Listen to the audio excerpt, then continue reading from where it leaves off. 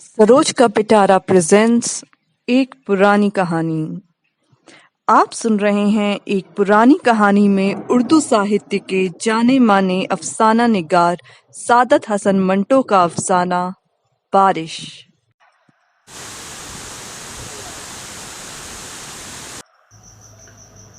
मूसलाधार बारिश हो रही थी और वह कमरे में बैठा जल थल देख रहा था। बाहर बहुत बड़ा लॉन था जिसमें 2 पेड़ थे। उनके सब्ज पत्ते बारिश में नहा रहे थे। उसको ऐसा महसूस हुआ कि वो पानी की इस बारिश से खुश होकर नाच रहे हैं। उधर टेलीफोन का एक खंबा गड़ा था। उसके फ्लैट के एन सामने वो भी खुश नजर आता था। हालांकि उसकी खुशी की कोई वजह मालूम नहीं होती थी। उस बेजान चीज को भला क्या खुशी हो सकती है। लेकिन तनवीर ने, जो कि बहुत मगमूम था, यही महसूस किया कि उसके आसपास जो भी चीज है खुशी से नाच गा रही है। सावन गुजर चुका था लेकिन बारिश नहीं हुई थी। लोगों ने मस्जिदों में इकट्ठे होकर दुआएं मांगी मगर कोई नतीजा ना निकला। बादल आते जाते रहे मगर उनकी थनों से एक कतरा भी नहीं टपका। आखिर एक दिन अचानक काले काले बादल आसमान पर घिर आए और छाजो पानी बरसने लगा। तनवीर को बादलों और बारिशों में कोई दिलचस्पी नहीं थी। उसकी जिंदगी चटियल मैदान बन चुकी थी जिसके मुंह में पानी का एक कतरा भी किसी ने ना टपकाया हो। 2 साल पहले उसने एक लड़की से, जिसका नाम सुरैया था, मोहब्बत शुरू की थी मगर वो एक तरफा मोहब्बत थी। सुरैया ने उसे ध्यान देने लायक ही नहीं समझा था। सावन के दिन थे, बारिश हो रही थी। वो अपनी कोठी से बाहर निकला, जांघिया पहनकर नहाया और बारिश का लुत्फ उठाया। आम बाल्टी में पड़े थे। वो अकेला बैठा उन्हें चूस रहा था कि अचानक जोर से चीखें और कह कह सुनाई दिए। उसने देखा साथ वाली कोठी के लॉन में 2 लड़कियां बारिश में नहा रही थी। वो शोर मचा रही थी। उसकी कोठी और साथ वाली कोठी के दरमियान सिर्फ एक झाड़ियों की दीवार लगी थी। तनवीर उठा आम का रस चूसते हुए। वो बाड़े के पास गया, गौर से उन दोनों लड़कियों को देखा। दोनों महीन मलमल के कुर्ते पहने हुए थी जो उनके बदन के साथ चिपके हुए थे। सलवारें चूंकि लट्ठे की थी इसलिए तनवीर को उनके बदन के निचले हिस्से के सही आकार प्रकार का पता न चल सका।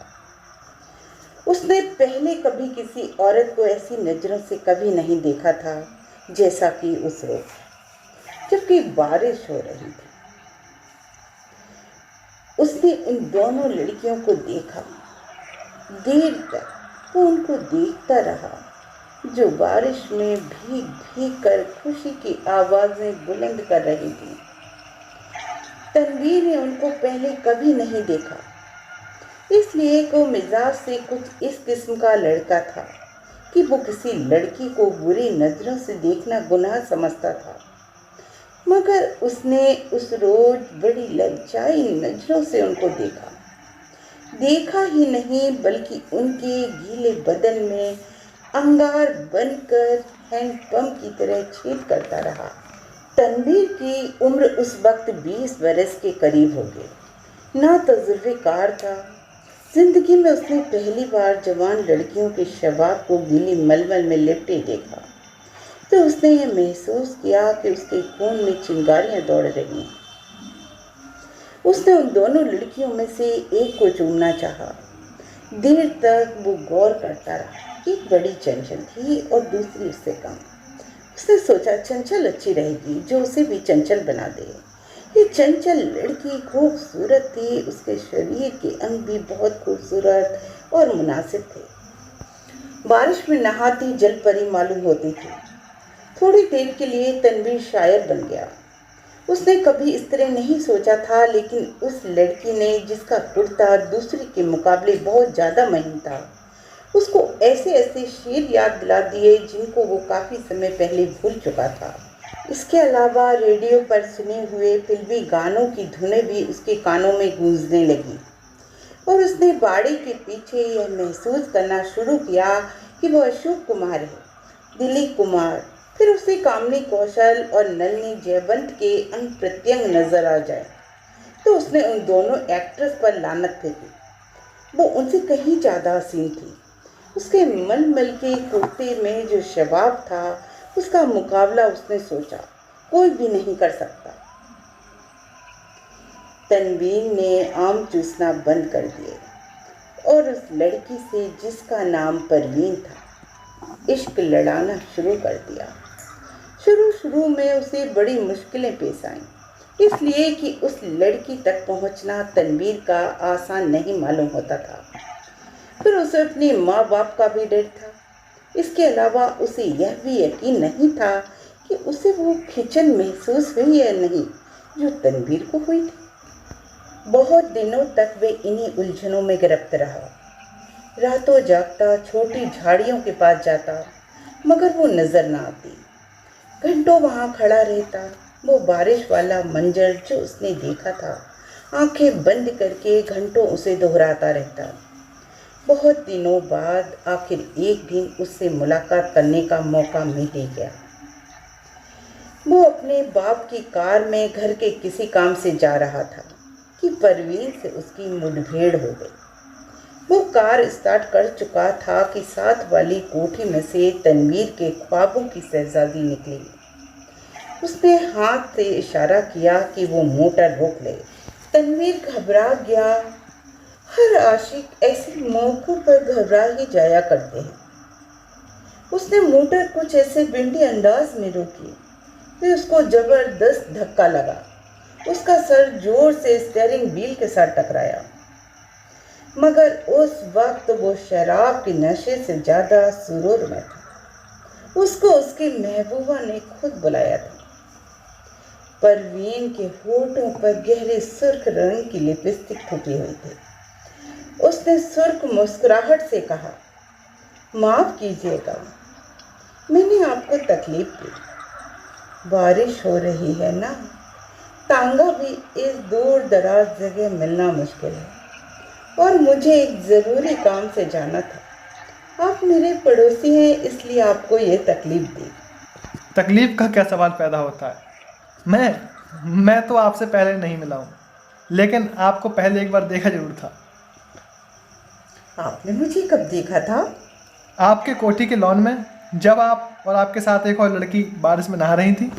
हाय, आप देख रहे थे? एक गुस्ताखी मैंने जरूर की है, इसके लिए माफ़ी चाहता हूँ। आपने देखा क्या था? जी कुछ नहीं, बस आपको मेरा मतलब है कि जो दो लड़कियाँ बारिश में नहा रही थीं और खुश हो रही थीं, मैं उस वक्त आम चूस रहा था। आप आम चूसते क्यों हैं? काट कर क्यों नहीं खाते? तनवीर ने मोटर स्टार्ट कर दी। सवाल उसके समझ में ना आया कि इसका क्या जवाब दें। चुनाचो तो भूल कर गया। आपको मैं कहाँ ड्रॉप कर दूँ? मुझे कहीं भी ड्रॉप कर दे, वही मेरी मंजिल होगी। तनवीर ने यह महसूस किया कि उसको उसकी मंजिल मिल गई है। लड़की जो उसके पहलू में बैठी है अब उसी की है, लेकिन उसमें इतनी ज़रूरत नहीं थी कि वो उसका हाथ दबाए या उसकी कमर में एक दो सेकंड के लिए अपना बाजू डाल दे। बारिश हो रही थी, मौसम बहुत खुशगवार था।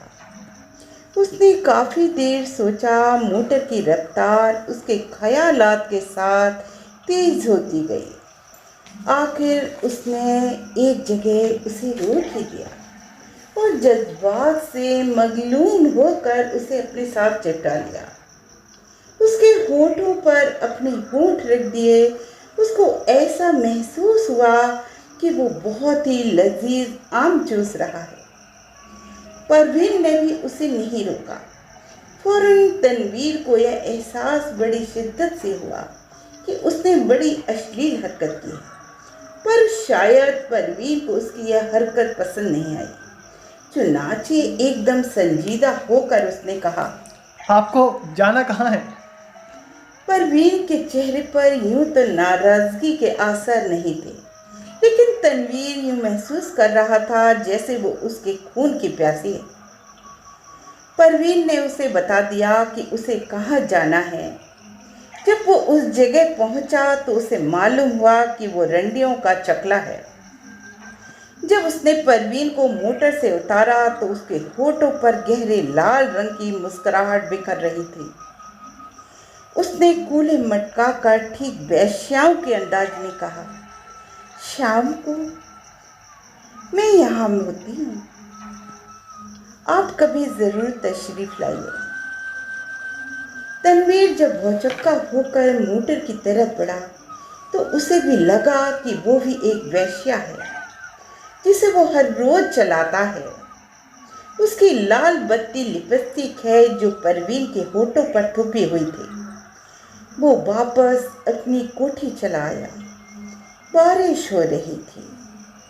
तनवीर बेहद गमगीन था और उसको ऐसा महसूस हुआ कि उसकी आंखों के आंसू बारिश के कतरे बनकर टपक रहे हैं। अभी आप सुन रहे थे सआदत हसन मिंटो की एक पुरानी कहानी बारिश। मैं आपसे रिक्वेस्ट करती हूँ कि आप मेरे चैनल पर पहली बार आए हैं तो प्लीज़ चैनल को सब्सक्राइब कर लें व बगल में जो बेल आइकन बना है उसे टच कर ऑल नोटिफिकेशन ज़रूर ऑन कर लें, जिससे मेरा नया वीडियो सबसे पहले आप तक पहुंच सके। दोस्तों, पर मेरे द्वारा कोई कहानी सुनना चाहते हैं हमें कमेंट बॉक्स में कमेंट करके ज़रूर बताएं। धन्यवाद।